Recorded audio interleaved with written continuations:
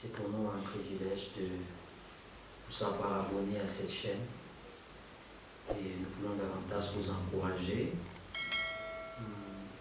à cliquer sur le bouton s'abonner pour pouvoir bénéficier de toutes ces méditations que nous avons préparées avec l'aide du Seigneur pour votre édification. Il y a un bouton en dessous des images sur la page YouTube. Vous abonnez et vous recevrez instantanément toutes les méditations dès leur publication. Ce matin, nous allons méditer dans 1 Jean chapitre 3, le verset 8. Les avant prions pour demander au Seigneur d'éclairer pour nous cette parole, de donner de la comprendre. Seigneur, merci pour la grâce et le souffle que tu nous accordes. Nous sommes heureux, Père éternel, de plonger nos regards dans ta parole, parce que c'est ta parole qui nous donne la vie. C'est elle qui nous façonne, c'est elle qui nous transforme. Nous nous mirer au travers de cette parole, maintenant, au nom de Jésus. Amen. 1 Jean, chapitre 3, verset 8, dans la version Louis II, il est écrit ceci. Celui qui pêche est du diable, car le diable pêche dès le commencement.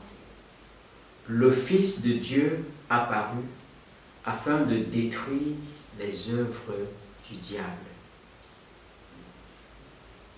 Chers internautes, vous êtes sans ignorer que l'une des choses qui crée l'inimitié entre Dieu et les hommes, c'est le péché. Et le péché est quelque chose de suffisamment grave entre la relation que Dieu veut avoir avec l'homme, le genre humain, qu'il détruit en réalité un certain nombre de projets que Dieu a à l'endroit de l'homme. C'est très important d'y revenir et de faire attention sur la question du péché. Choisir de vivre délibérément dans le péché, c'est choisir de vivre loin de Dieu. Choisir de vivre en dehors des plans et des projets de Dieu. Et le texte est clair quand il dit que celui qui pêche est du diable. Parce que le premier à pécher, c'est Satan. Et pécher, c'est simplement penser, dire ou faire quelque chose qui va à l'encontre de la volonté de Dieu.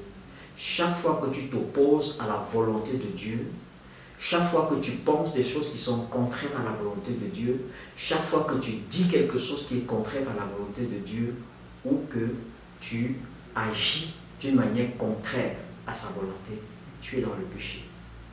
Et ce péché en réalité te sépare de Dieu. Mais Dieu ne veut pas que tu demeures loin de lui, que tu demeures éloigné de sa face. C'est pour cette raison que lui-même, il a trouvé la solution à la question du péché, pour nous sortir de l'emprise de Satan, qui utilise la question du péché pour nous tenir captifs.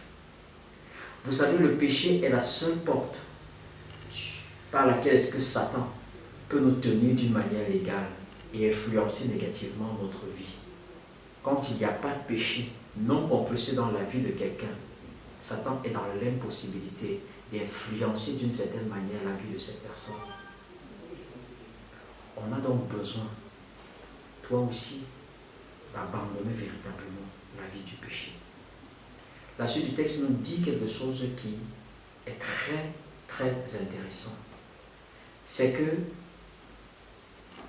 le Fils de Dieu, à savoir Jésus-Christ, apparu afin de détruire les œuvres du diable. Cette parole est très profonde.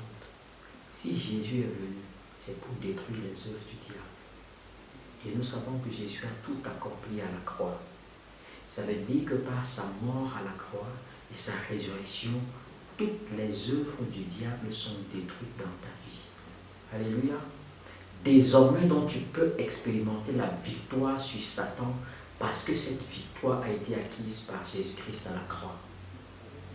Je voudrais bien aimer, toi qui es encore tenu captif par le péché, qui a des difficultés à sortir de cette vie de péché, dis au Seigneur que tu as besoin de son aide. Dis-lui, Seigneur, viens à mon secours. Et Jésus-Christ viendra à ton secours parce qu'il a payé le prix qu'il fallait pour te restaurer.